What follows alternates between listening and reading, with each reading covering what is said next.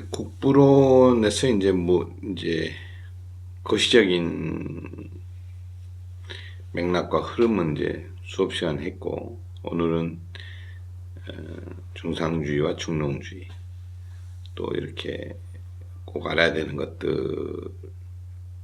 대해서 제가 간단하게 지금 설명을 하고 있는데,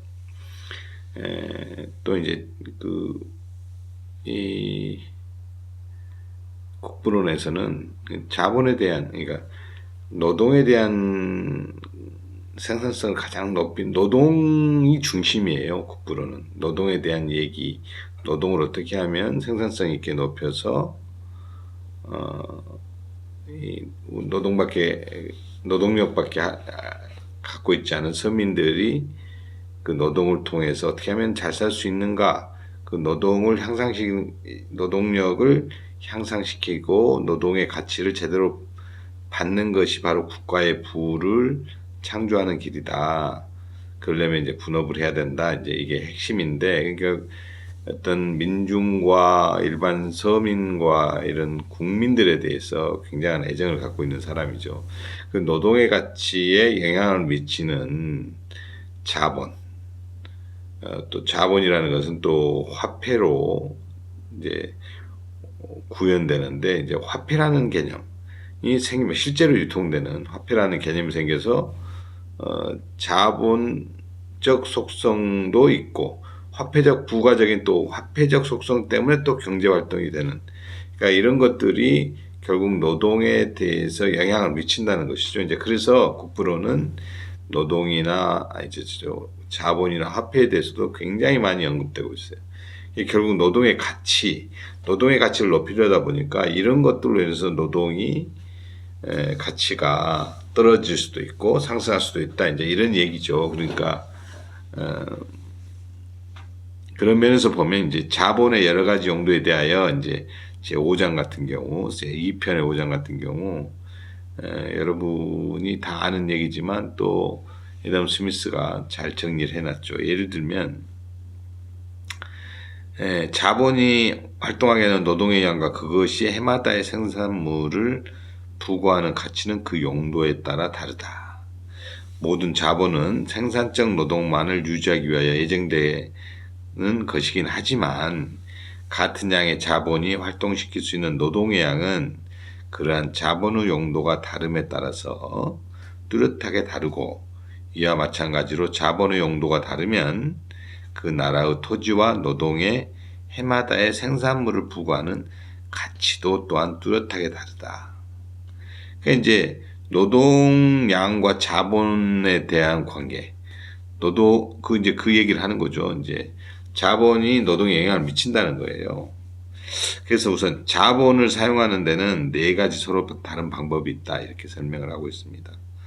자본은 첫째는 사회의 사용과 소비를 위하여 매년 필요로 하는 원생산물을 조달하기 위해서이고, 원생산물. 둘째는 이 생산물을 직접의 사용과 소비를 위하여 가공하고 제조하기 위해서고, 당연한 얘기죠. 첫 번째, 원산물을, 그러니까 원료 구입할 때 돈 들어간다. 그리고 이거 제조할 때, 가공하고 제조할 때 돈 들어간다 얘기예요. 그리고 그걸 제조했으면 어떻게? 운송해야 되잖아요. 운송할 때 돈 들어간다. 그리고 마지막으로는 원생산물 또는 제조품의 특정 부분을 그것을 필요로 하는 사람들의 그때그때 수요에 적합하도록 적은 부분으로 분할하거나 사용할 수가 있다. 그 다음에 뭐 무슨 포장하고 뭐 이럴 때도 돈이 들어갈 수 있다는 거죠. 즉 자본이라는 것은 뭐 반드시 필요한 거죠. 원생산물을 조달하거나 제조하거나 운송하거나 또 그것을 잘 나눠주는, 분배하기 위해서 당연히 포장하고 이럴 때도 다 그 자본이 들어가잖아요. 그걸 뭐 하늘에서 뚝 떨어지는 건 아니니까. 전 생산 단계에 자본이 들어간다. 이러한 자본의 사용자는, 그렇다면은 원료를 사는 사람은 생산적인 노동자이고, 또 원생산물을 조달하는 소매상인의 자본은 그 자신만을 이용하고, 도매상인의 자본은 뱃사람과 운송업자도 사용하고, 제조업자의 자본은 그의 직공을 사용하고, 또 농업자의 자본은 그의 사용인 즉 및 가축을 사용하고, 다른 자본에 비해 해마다 생산물에 더 많은 가치를 부과한다. 각 단계에서의 자본이 필요하다는 거죠. 농업과 소매업에 사용되는 자본은 나라 안에 머물러 있지 않으면 안 되지만, 당연히 농업이나 이런 자본은 그 나라 안에 머물러 있겠죠. 근데 이제 도매상인의 자본은 어디에도 머물 수 있고, 도매라는 건 여러분처럼 지금 우리 개념으로도 도매는 큰 상인이잖아요. 그러니까 그 자본은 뭐 수출도 할 수 있고, 국내 그 원산지에서 물건을 확보할 수도 있고, 이렇게 어디에도 머물 수 있다는 거죠. 또 제조업, 그러나 제조업의 자본은 제조업이 수행되는 곳에 있지 않으면 안 되지만,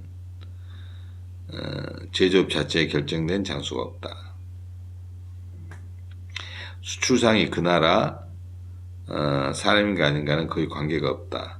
제조업자의 자본은 그 사업이 그 나라 안에 있을 때는 더욱 많은 자기 나라의 노동을 활동시킬 것이지만, 뭐 그것이 외국에 있을지라도 역시 유용할 것이다. 그러니까 이제 제조업자의 자본은 그 나라 안에 머무는 경우에 더 유용하지만, 뭐 제조업자 돈이 외국 가서 제조해도 뭐 유용하다. 자본이 어떻게 쓰이는가? 자본이라는 게 이제 제목은 어떻게 쓰여, 용도에 대하여 어떻게 쓰이는가지만, 생산 단계, 사람이 생산 단계에 골고루 다 쓰이는 거죠. 뭐 그런데 이제 그게 국내에 머무를 때도 있고, 또 국외로 나갈 수도 있고, 그런 거죠.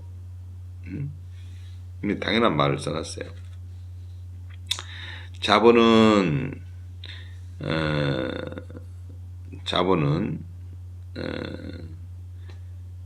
이런 목적들, 각 생산 단계에서 다 자본이 필요한데, 가장 유리한 것에부터 시작한다. 그러니까 이제 자본이 여러 가지 용도가 있지만, 그 자본이 생각하기에 자본에게 가장 유리한 길을 선택한다는 건 뭐죠? 돈이 가장 이윤이 많은 것부터 당연히 투자가 되는 거죠. 애덤 스미스도 이렇게, 아니 이건 좀 상식적인 말인데 열심히 써놓으신 것 같아요.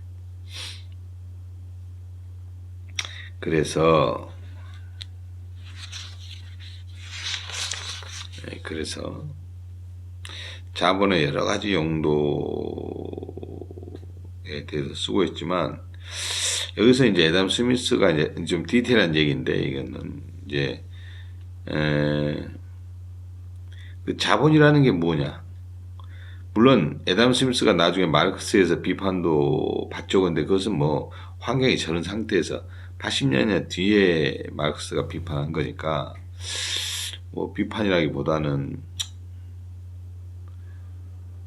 애덤 스미스의 아이디어를 본인이 뭐 수용했다고 봐야 되겠죠. 근데 이제 제가 지금 말씀드리고자 하는 것은, 애덤 스미스는 당시에도 아무리 큰 나라라고 할지라도 모든 목적을 달성할 만큼 충분한 자본을 획득했던 적은 없다. 그러니까 즉 아무리 큰 나라들이라도 자본이 필요하다는 거예요. 자본이 필요하면 자본이 외국에서 들어와야 되고, 그렇게 되면 자본의 변화가 항상 있다는 거지. 예? 자본 자체가 변화가 있다는 것은 화폐의 가치가 다 달라진다는 거죠.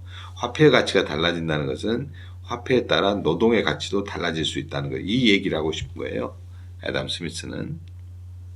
그래서 생산 단계마다 어떻게 자본이 쓰이고 또 어떤 용도로 쓰이는지, 그리고 그런 용도들이 화폐 가치가 어떻게 될 건지, 그 얘기를 쭉 쓰고 있죠. 그게 이제 자본의 여러 가지 용도에 대하여. 그리고 이게